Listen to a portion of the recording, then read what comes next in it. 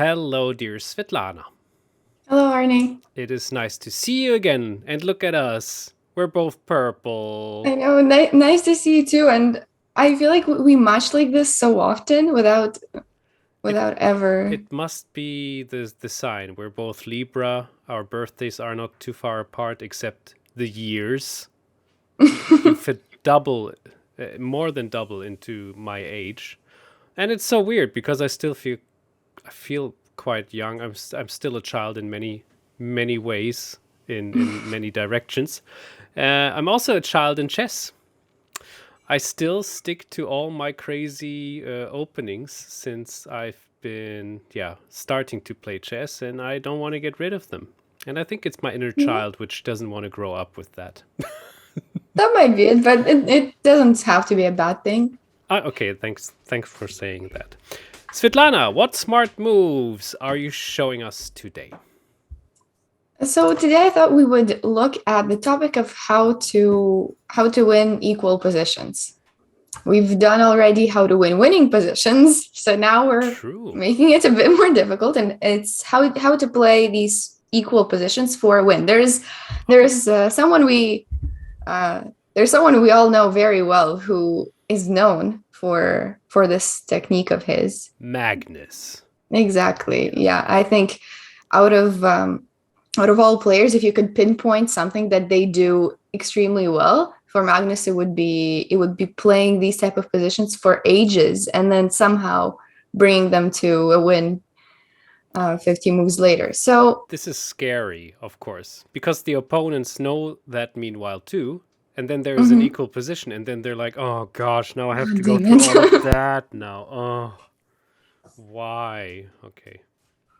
Don't. No, but to be honest, equal positions are um, complicated for a reason, and they can go either way. So it's whoever has that technique developed more is gonna have an easier time to win these.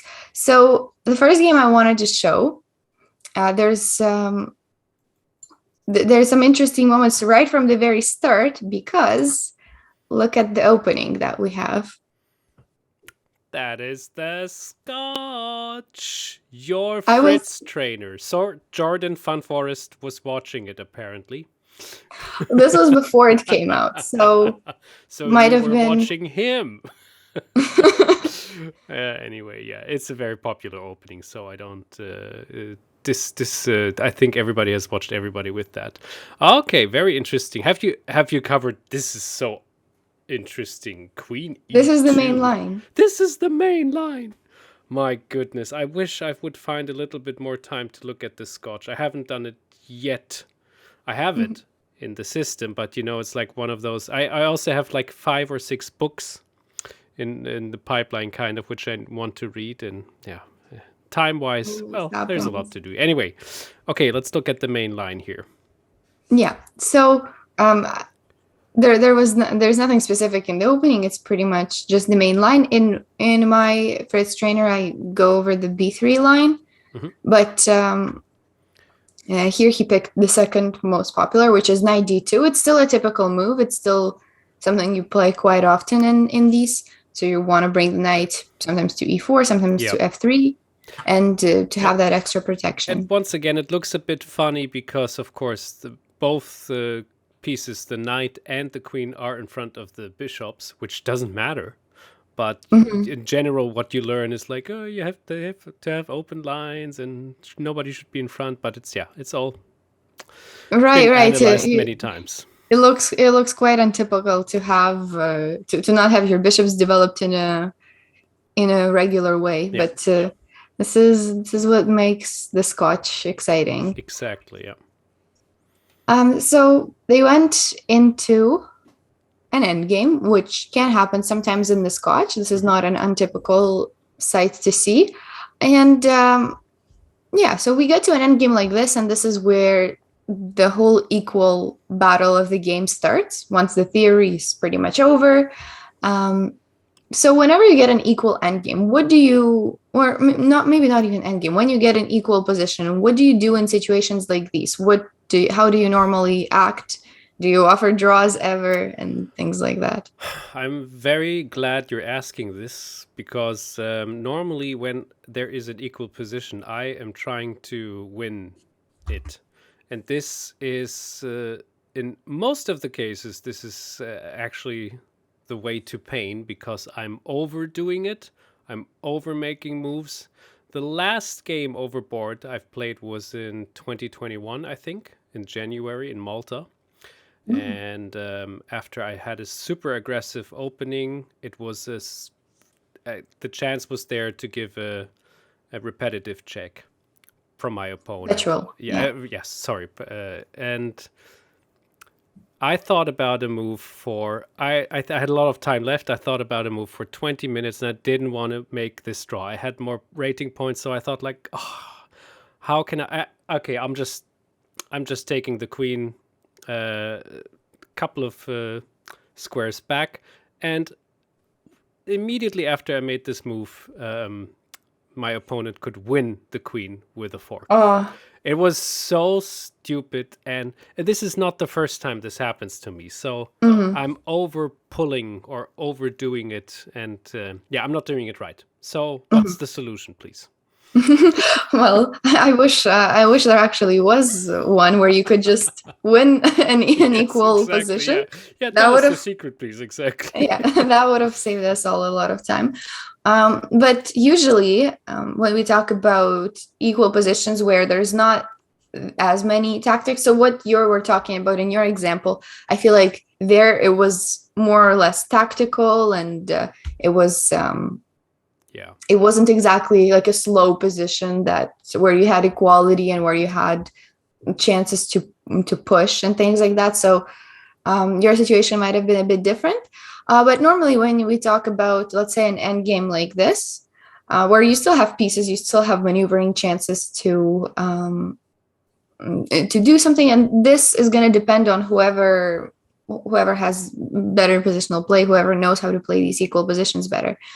So some of the steps that I would take is first of all, to identify the opponent's plans, to see what he's aiming for long term, what he's aiming for short term. Mhm. Then adjust. Then the second step is to adjust your own plans accordingly to that.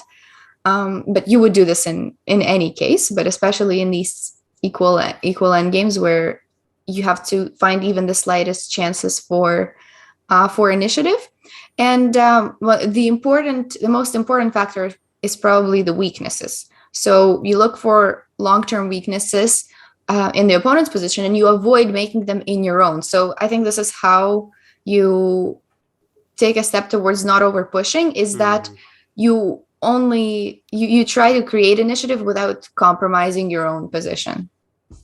Yeah, that's perfectly well described how Magnus often does it, and he's actually just making loads of flawless moves, and then at one point the opponent makes a tiny mistake, and then like a cobra. Right.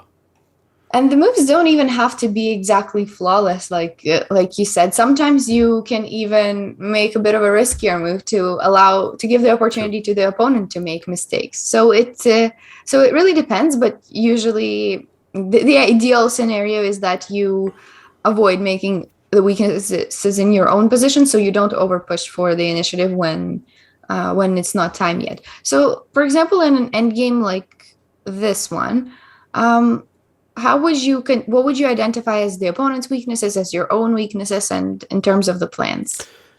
So let's look at the opponent's weaknesses. At the moment, it might be the bishop on g7. Then the opponent hasn't castled yet, although it's pretty easy to do that. The pawns on c and d7 maybe can become a weakness. There is the bishop on a6, which isn't protected. Another weakness. Also, the knight on b6 doesn't have many spots to go to. Now, own weaknesses. There's an attack on c4. We probably have to pay some attention to this.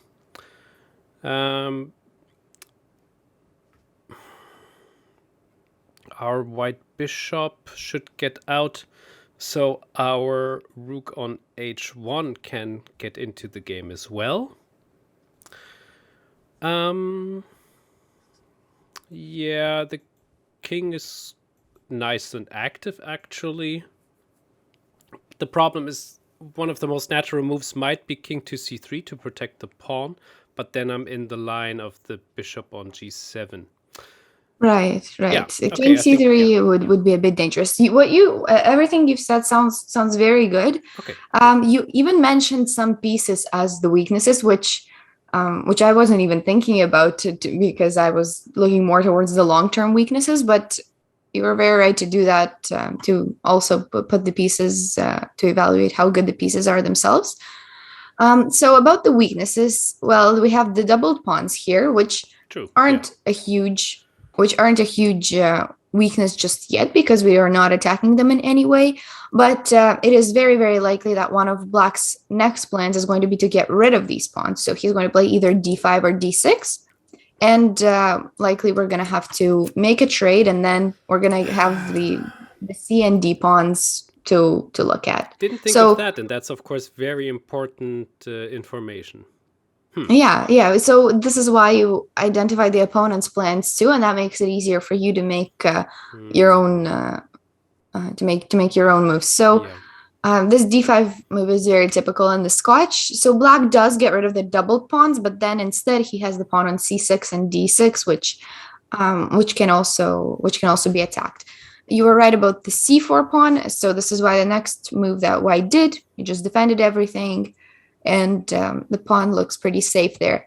e5 could potentially be considered a weakness in terms of it's fairly easy for Black to attack it, but it can also be well defended, so it doesn't look like it's going to be won anytime soon. And if Black wants to go through with his d6 or d5 plan, then the pawn will stop being a weakness anyway. So Black castled, which you also mentioned, is one of the things for Black to do. So you're pretty much understanding both of the sides. You're understanding both of the sides very well. Now, what would be the next move you look at? It's not very deep, just a guess usually. Well, there's a couple of things I have in mind. I have to think about it. So now the pawns on A, B, and C look pretty good because the minor pieces are in a stupid situation. I think I would just get my rook out of the line of the bishop and put it to e1 to protect the pawn, or get the bishop to d3 and get the other rook to e1, something like that. Yeah, so rook e1 is what was played in the game.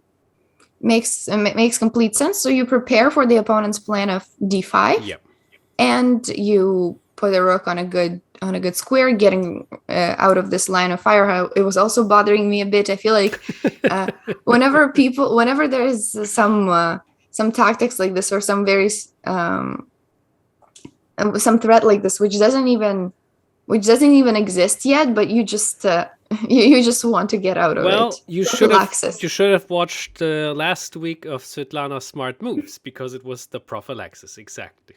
Exactly. So you see, you're already incorporating it in your thought process. It worked. So Black continued with d5. And the structural modification that we talked about happened. And now you see, because you anticipated the opponent's plan, now you have a rook on the open e file. Pretty beautiful. And yeah, this makes these positions easier to play. Now, one question I have to ask now is, because another option to do is now try to win a pawn immediately, but it doesn't even, or the question is, does it work or not? Probably it doesn't work because it hasn't been played. But of course, bishop e7 comes to mind. I would definitely consider bishop e7. It's obviously one of the main candidate moves to consider. Yeah. But the problem is that the king is right now on d2, which I think makes it a bit. I'm thinking of the protection with c5, also attacking the knight and attacking the bishop on a6 and so on. Right. Yeah. So I think, what if we did a trade and then played knight c8? It looks a bit passive, but we're winning the pawn back. Yeah, this looks very good. You are actually winning this pawn back. Okay, I just wanted to quickly check that. Yeah, that's Yeah, true. That was a good don't point. get too overexcited in this position, because this is what I normally maybe tend to do. And I think, yeah, bishop d3, as I mentioned earlier, just relax, play good moves, evolve more. Yeah. Right, and do give the opponent even more room to make some Yes. mistakes.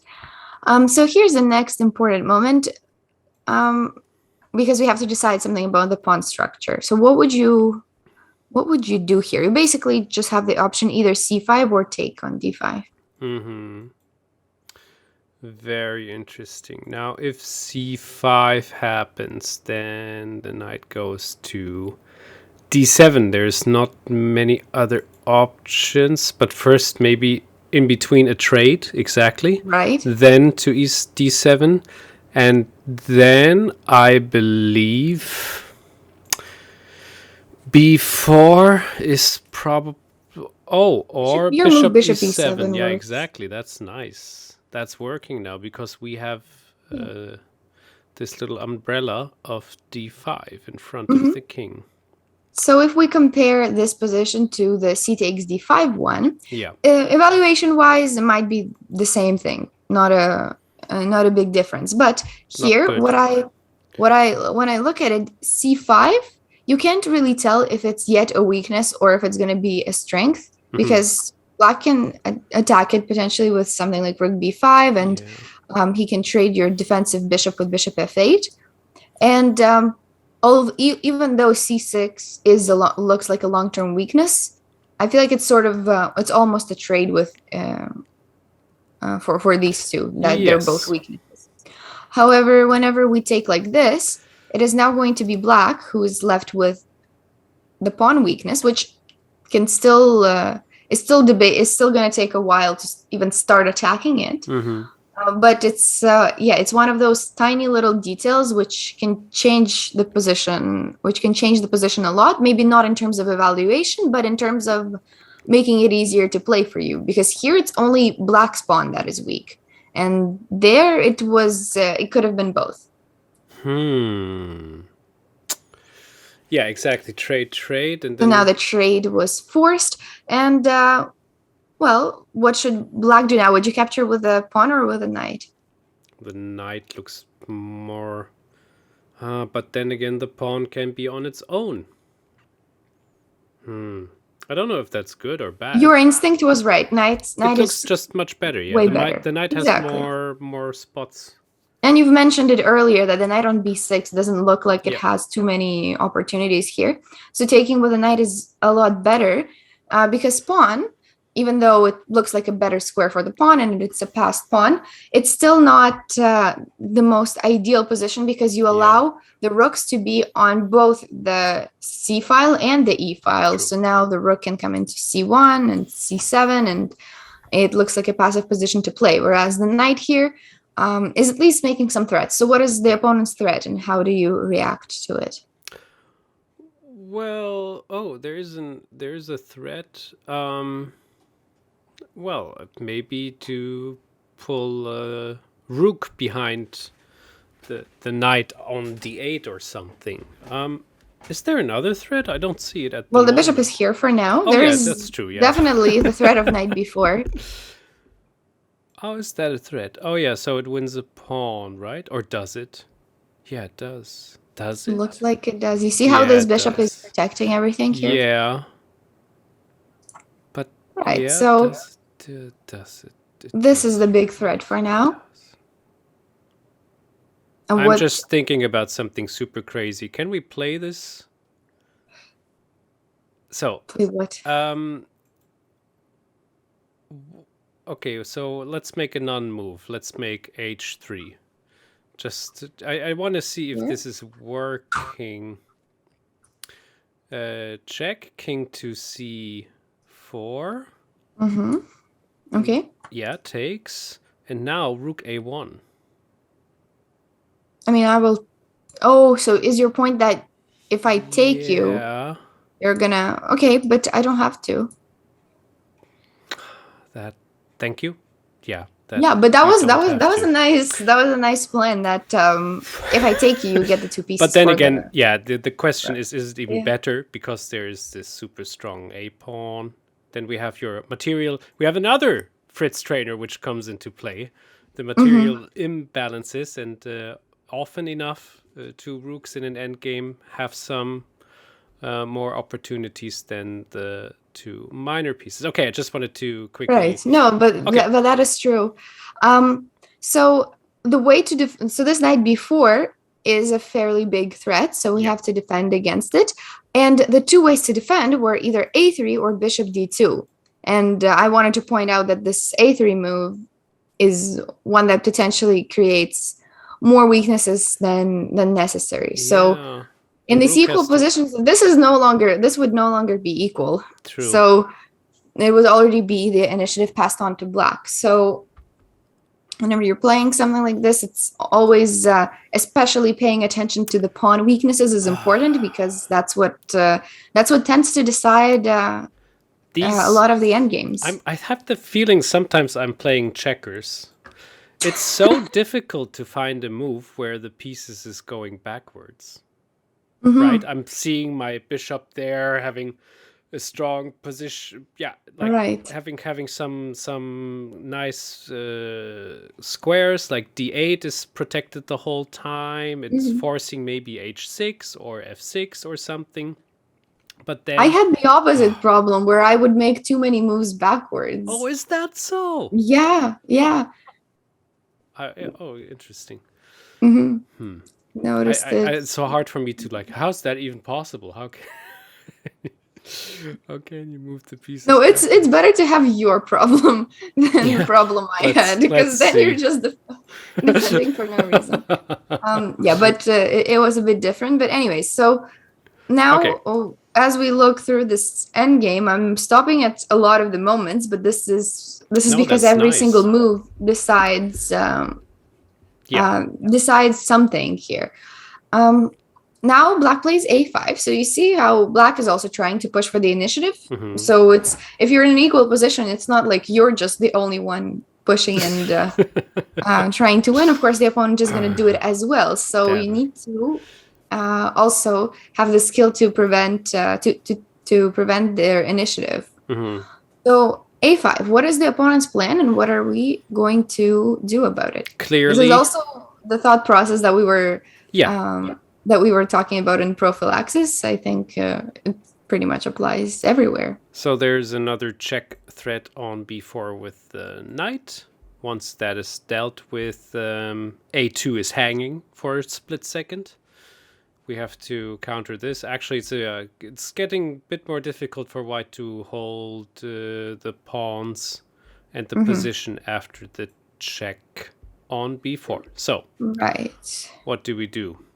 I mean, there's always this move king c4, which is pretty brave and bold, and I'm not sure, because after that the rook can go to b8, probably even the f rook, and I don't like that, because then the knight takes and then the rook takes, and out of a sudden, I don't know, doesn't look so good for me, in my opinion. Right, so the big threat is knight b4, and another minor threat might be a4. Yes, a4 is another threat too, yes.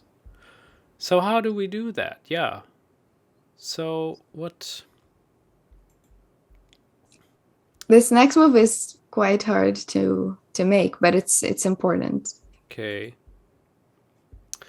Well, I thought about rook e2.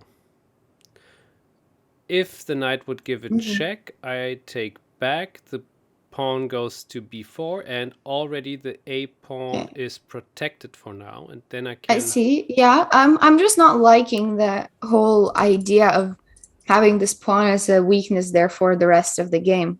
Okay, understandable. So what would be oh, that's also not good. a4 is not good. Yeah, it looks really bad, but this is what happened in the game. And this is how he prevented both of the plans, with knight b4 being strong and a4. So I know I always talk about being careful about creating pawn weaknesses. Yeah. And this is true, because you only make, I think there's a saying how pawns are the only pieces that only move forward. So this is why you have to be extra careful with your Yes. pawn moves, because if you regret them, there's nothing you can do about it, and you can't just reposition them like you can with your pieces. So whenever you make a move like this, which is in a sense a weakness, but in a sense useful, you just need to make sure that there's something the opponent, that you're not the only one that has a weakness, but that you're also creating a weakness. So by doing this, we made this a5 pawn stuck here for for now, and it's going to be attacked by the bishop the whole time. So even though we did create this weakness on b3, it's almost like it's an exchange for the weakness on a5. Okay. Oh gosh. So some moves followed up. Black developed. There we go. The There rook. it is. Rook e2. White developed the rook. Finally, rook e2. Your move actually happened, and we moved on, and still nothing changed. The game is equal. Mm-hmm. What do we do next after we've already made so many moves, got all of our pieces out? How do we really continue in a situation like that? Now we attack. Okay. Just throwing that in there. I thought you would go like, yes, you're right, and we're playing this move. No. No, So... that's not how it works, and it's not even an attacking move. It's the move that was played was a move backwards, but we're not talking about the specific move. Oh, okay. It's all good. Well, what about? That's not helping. What do we do? What do we do here? So you can start either thinking how you can target the weaknesses, and if you can't yet, then you might think about which pieces, like how do you want to modify this? Do you want to trade some pieces? Do you want to, I don't know, gain some space somewhere? And here, I think a fairly good idea would be to trade some pieces. For example, maybe this knight for this knight, because this knight looks like it has been creating problems for us for a while. Okay, that's true, indeed. But how would we trade it? I would need to... Well, I thought about rook e6, but that doesn't help because then there's c5, no? No, there's actually something different. The thing is, your rook e6 doesn't even attack c6, because whenever you take, he's going to take here and play knight b4.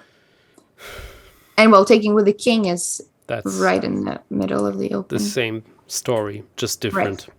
Yeah. So rook e6 was a good move to consider, but not here. So trading knights is possible from the f4 square. Is that so? The f4 square? Yeah. What? Well, okay. I mean, I can go to knight e1, knight d3, and then knight f4. That's what he played in the game. There was another way to do it. You could go through d4 and then... That's what I thought too, d4. But I thought d4 looks so dangerous. I mean, unless there's a tactic that proves your point, then it's fine. Which looks okay for now. What's dangerous about it? That the knight is unprotected? Yeah, but then I mean, for that he's gonna have to move his own knight, and where is he gonna move it? So it's not as dangerous as it seems. He played knight e1, which seems like a bit of a strange move. And but anyway, it's still equal. It's still just the maneuvering phase. They're both trying to figure out where their pieces go. And here he played, instead of knight d3, which I would have assumed like logical from his previous move, he played king d3. So we're gonna come back to that.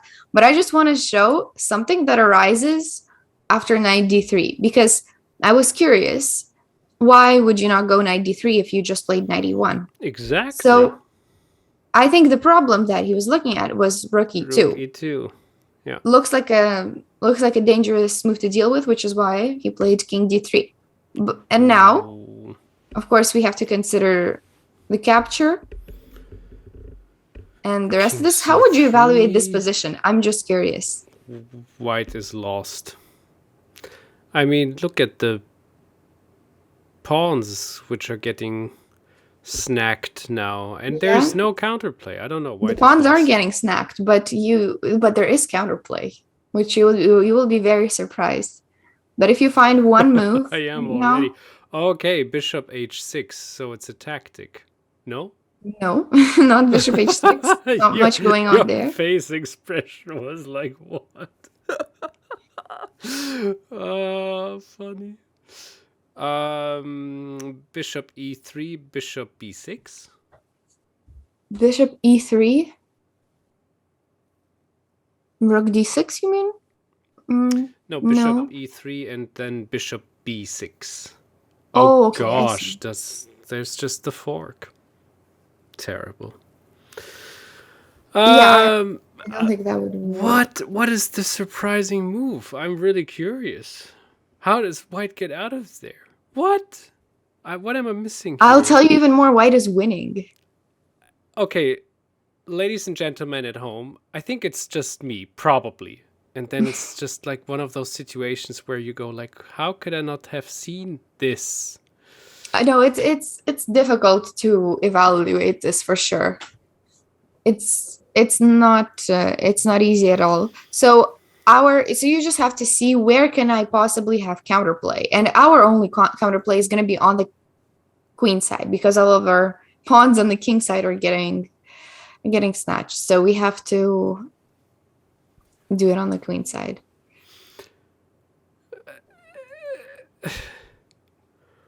Oh no, I'm missing it so badly. It's not a deep move. I don't even see that it is an easy move. What would be the most logical move? I guess. Why isn't it bishop e3? Why isn't it bishop h6?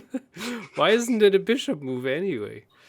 Your idea with bishop e3 was to go for the a5 pawn, which I guess was the closest thing we could have said. But we're gonna go for queenside invasion. Okay, now you have to show me. I don't want to keep this for too long here. Just king c4.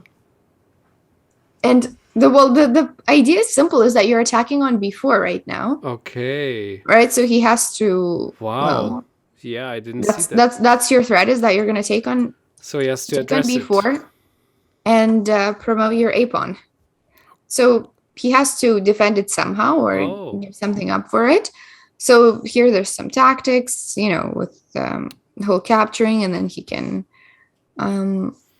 he's going to be able to either play rook f5 to defend it or some knight d3 checks you have to deal with. So it's not about taking, but it's about going in with the king to b5. And like I said, understanding that this whole queenside invasion, bishop b4, c takes b4. So this endgame, this might have been the one that was hard to evaluate, but this is one of those rook endgames that you just I don't know how often you get these, but you might have like opportunities to get something similar. Something like this is like a must-know rook endgame, when there's pawns on both sides of the board running. It's about whichever pawn is closer. And here we can obviously see that it's our pawn that's closer, and it doesn't matter that black has two, because it's going to matter which one gets there first. So I just thought this endgame was quite fascinating, how you can just give up your kingside pawns like that, and all you need is one fast pawn. And it is fascinating, true. And that's what wins the game. So this is one of those rook endgames. But what happened in the game was even a more interesting rook endgame. Okay. That arose in a few moves. So still a similar thing occurred. Black is now taking all of the king side pawns, rook f2. So the position has changed. Who do you think has better chances now, and what would your plan be if you're playing white? Well, 1, 2, 3. In 3 moves, I can get. No, I can't. I'm trying to get the a5 pawn, Right. but it's not working. Mm-hmm. But I can get the c6 pawn instead. But how much Possible. does this help? Right. Right. Not so much. What we really want is to get rid of the a5 pawn. Yeah. Because that's So it our hope. would be the check on d8, then the rook 2. Well, then he can come back rook yeah, f5. exactly. Now, no, and this doesn't help either. Yeah, but then can't I go rook a6 at one point, attacking the c6 pawn? So, rook You check on can. d8, king to f7, rook a8, rook f5, rook a6. Mm-hmm. Yeah. Rook a6. I think it should still stay equal. You're gonna win this pawn. We have equal pawns. Okay. I might attack one of yours with like this, or maybe I don't know if I'm feeling greedy. Maybe this. Not sure how much this works. But I think the computer was saying even that this is better. Gosh. And what happens here? I'm just having so Gosh. much. You know, this is so hard to evaluate, and now we're gonna have to calculate which one of Black's pawns is gonna go first. KG5. Which one of them is gonna make it? It's gonna be a race, anyways. Yeah, I think Black has pretty good chances there because the rook. Maybe. This rook can come from the back, but your rook is gonna have trouble doing that. But this is definitely worth calculating. So, okay. do you think White has any winning chances? Because right now, down a pawn. Sure.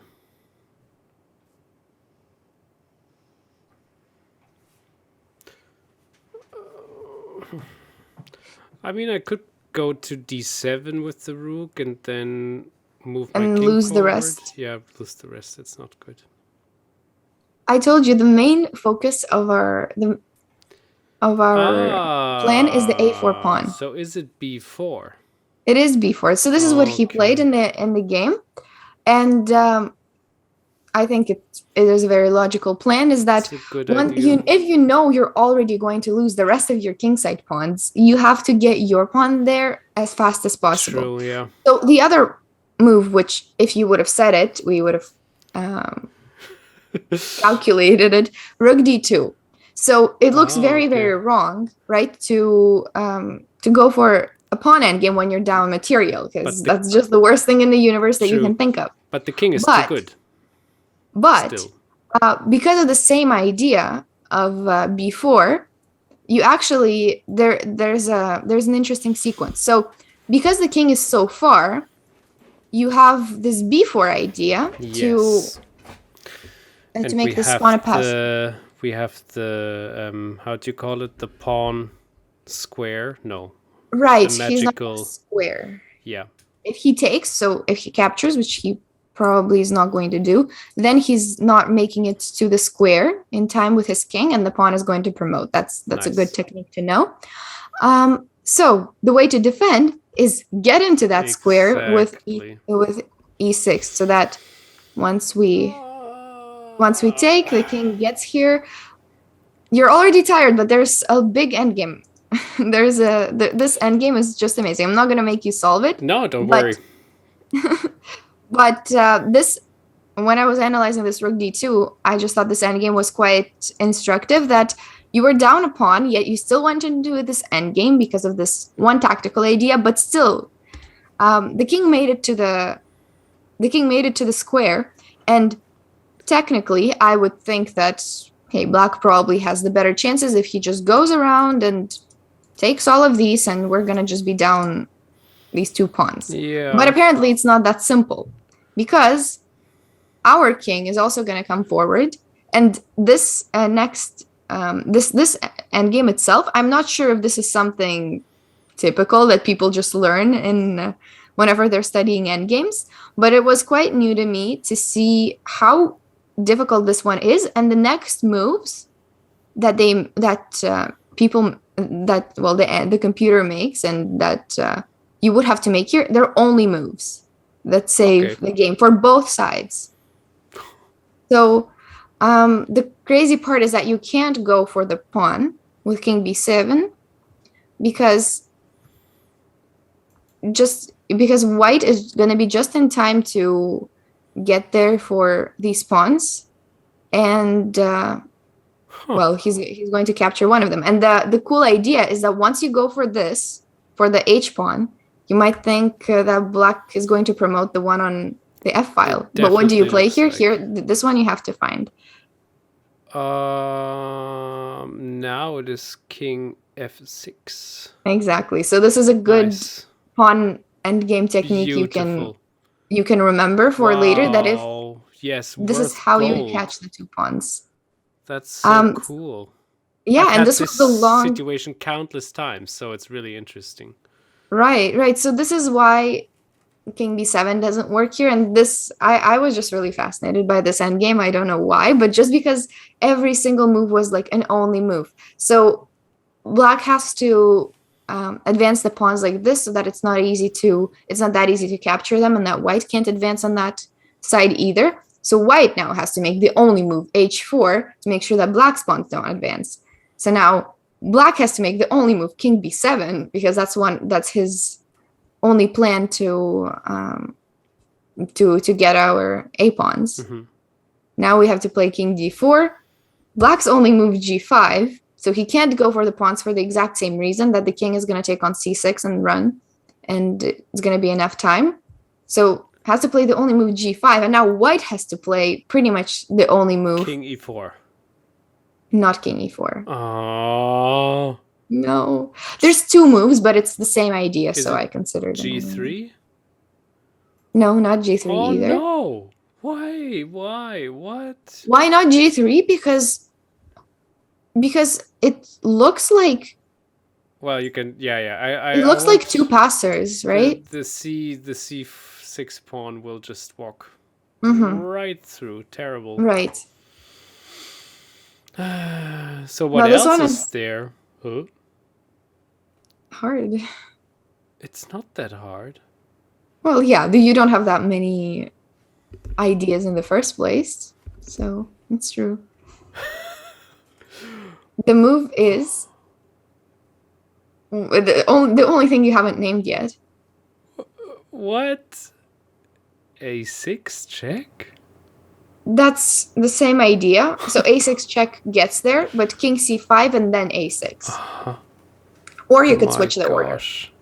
And you sacrifice the h pawn for the reason that you're going to come back there and capture all of these pawns. And the thing is, if he had enough time to play with h3 and the f pawn running, that would win it. But the thing is, your king is close enough to catch the f pawn. Yes. So this ends up in a draw, I believe. Yeah, should end up in a draw. But just all of these only moves with the pawns and with all of the pawn sacrifices, that was like something new to me. Wow. I didn't know that it was that intense, and you have to be really that precise here. But anyway, the endgame itself was also fairly interesting, and it was... I'll skip over the next few moves. I'll just show them to you because it's fairly forced in a lot of ways. So white is going for the a pawn, and black is going for just taking all of the king side and then bringing the rook back. Rook a2. Of course, we're going to block it with rook a3. That's nice. But black still has resources. And the rook comes from there to defend. So now 3 pawns. A3, right. That's so difficult. How would you defend? How would you play this as black is my next question. So you know this, you're in this situation. It's very typical, you know, all of these endgames with the 3 pawns against the rook, because you know as black, you know that you're gonna have to sacrifice your rook for the pawn. And then you're going to have this crazy situation with the pawns running and the rook trying to defend it, and you don't Yes. know who's going to win because both sides can win. So the plan is probably to get the white king as far as humanly possible away. Yep. And That's that a can good be plan. reached with a check on c8. Can it? Maybe not. Aren't you getting it where it wants to be? And now the rook to, I don't know, f8 Okay. or Well, somewhere. now I don't even have to play this yet, is my thing. Maybe I could do this and then play here. Oh, This wins, actually. no. Yeah, so usually when this happens, you sort of the important thing is to not think about the rook because it's Okay. lost already and Okay. you don't try to save it. So you were right about getting the king as far as possible. So we That's just good. leave it there, okay. And the other thing, the other important detail, And we push our we push our king forward. is that yes, we need our king supporting our pawns. It can't Yeah. be far. That's very important. Usually, like one move with the king like makes the entire difference between losing and drawing, I see. or maybe even winning if it's close enough to the promotion squares. So here the only saving move is king f7 because this brings the king in faster. So he played h5, which completely makes sense. He's trying to promote his pawns, but this ended up being technically a losing move. So king f7 it's super important to bring the king in. Now he plays now king b7, of course, is going to follow up, and your idea about getting the king far. So this might not seem like a big deal, and it might not be a huge difference, but you would just rather than be on a8 than on a7. Maybe it's not a huge difference that the rook is on a8 rather than on a7. Yeah, but still, absolutely, yeah. You don't want the rook to be sort of attacking this with a tempo once the king leaves. And now the rook can come behind, and that's also not so much fun. So yeah. But this is a draw. Mm-hmm. f5, and the king is close enough for black. The king can't really cross it. We're pushing it away with our own king because our king made it in time. And now we're going to push the pawns, and well, it's equal, but I can see a way for both of them to lose this. Yeah, so. Gotcha, yeah. But so yeah. And we have this typical pawn structure once again to ensure that it is a bit safe. Well, right now it's not even about the pawn structure. It's about just getting our pawns as far as possible. Mm-hmm. And in the game itself, h5 happened. But h5 happened. Technically, you see how it's not that huge of a difference. But it is a difference. There's a difference in one move. Difference in one move is that we had this position earlier, but it was black to... No, it was... Our pawn was on f5 instead, but now it's white to move. And there's only one move that wins, which I think is fairly important to know. Have you ever studied these positions with like rook against 3 pawns? Nope. Or 2 pawns? Nope. That's one of our next smart moves lessons, please. Hopefully, maybe. Let's see. So is it just a check on e7 to push the king away so our white king can come closer? No, it's not rook e7. I think the black king doesn't mind coming to f4, I think. Okay. Well, rook a6. Then there's h4, right? Rook a6, there's g5. And he might have to, unless you push. It's important, I believe, that the white king cannot advance, so you would even give up your pawn. Yeah, for sure. Interesting. Oh yeah, I can show the rest of the line. Yeah. So yeah, you play king e4 to really make sure you cut off the king, and something like this is a draw, with the 2 pawns already this far. Definitely a draw, yeah. Yeah. Or I mean, I can see a way for white to even lose that too. but of course it's a draw. Yeah, that's true also, yeah. So difficult. You figured out what white's main plan is and what's black's. So then it's rook h7. Rook h7. Not rook h7.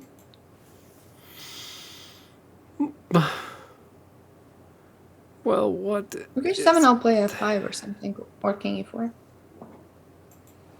f5 probably. But the whole C4? idea, yes, king c4. Oh, I get it. The white Okay, king wants to get in front. Figured it out, and that's where it comes to a draw, kind of, because No, we're playing this for a win. We're playing it for a win for both. Okay, I got If I was playing as black, I would be... No, this one is definitely white is playing for the win. But in the actual game, play it for the win for both. Okay, of course. Okay. Totally possible. But this one is definitely white pushing for it, because the king is always trying to do this this maneuver and stand in front of the pawns. It helps a lot because the king can stop so many pawns at once. It can stop, basically all three, right? So if it gets to g2, it can stop all of them. But it couldn't, of course, if there wouldn't be a rook. The rook is... Yeah. Okay, thank you. So the rook helps. This is how the game continued. Again, only move that white can make king to d2. Keep this winning chances. King d2, you got it now. And king e1. King e1, yeah. So the king is getting closer and closer to the pawns, and you see how important it is not to let him there, that black is even sacrificing so many moves. And even pawns now, because there is the f-pawn cannot be held anymore. Now this next move is going to be really important, and this is a position that I want you... This is the last thing I'm going to ask you, and this is the position that I want you to remember, because if you ever get something like this again, this is like the most important takeaway from this type of book. Whoa, everybody at home, listen up if you don't know it already. If you know it already... I didn't know it before I saw this game. So, okay. That's also interesting. Is it rook to f2? No, it's not rook to f2. Pity.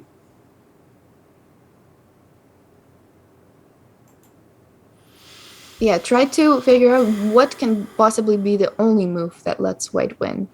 It's quite a difficult one. Yeah.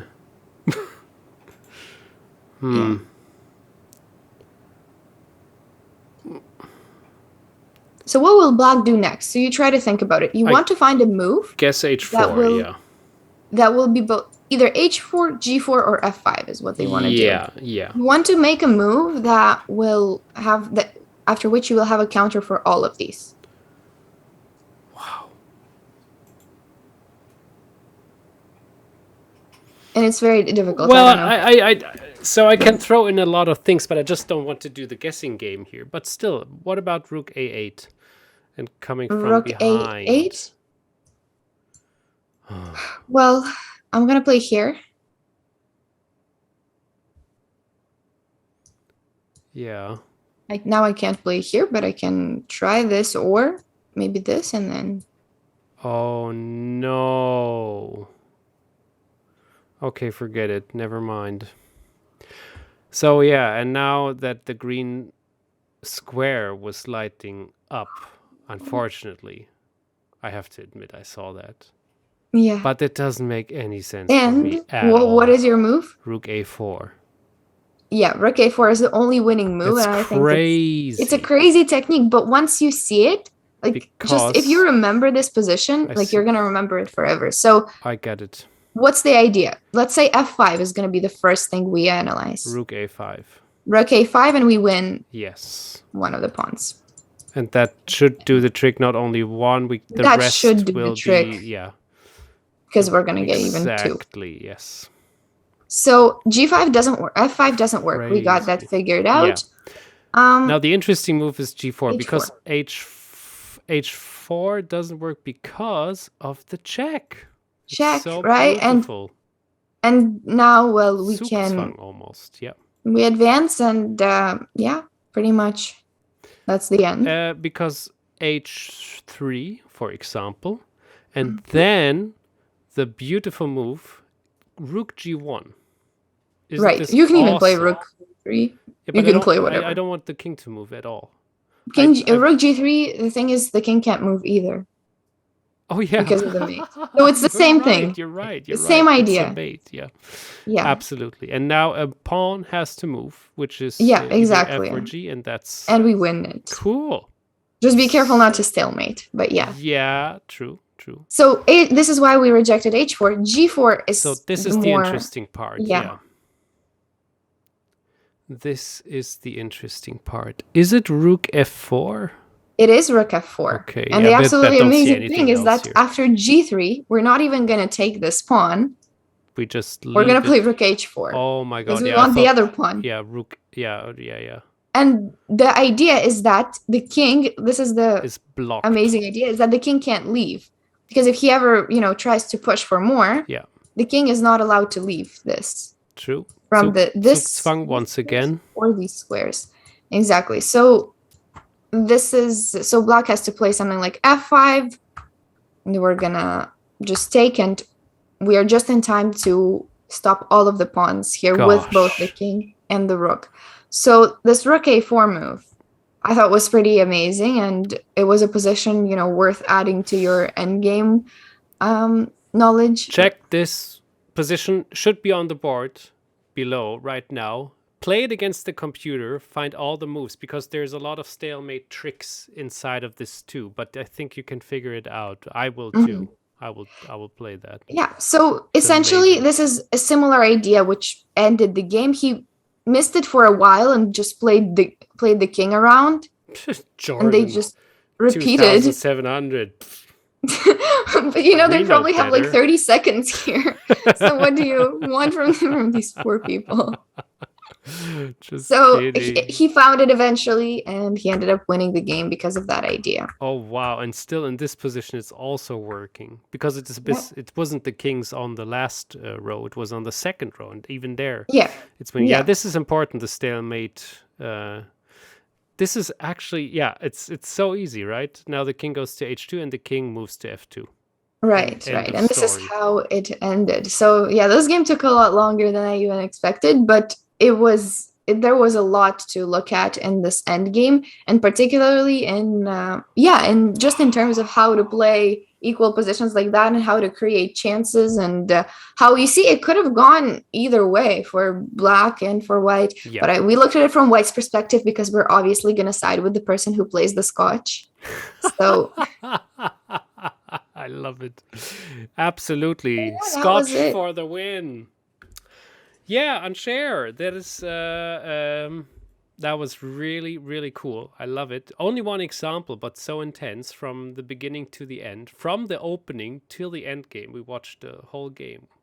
And it was very insightful. I learned a lot. I think you at home did the same as always. Thank you always, by the way, for your nice and lovely comments, that you like the show, for the emails that you send to us, that it is fun to watch, and that is really highly appreciated. Thank you very much. Always welcome. And I would say we see each other soon again. Until then, enjoy the tournaments, Gibraltar, Weigansee, and all the other things which are coming up. Bye-bye.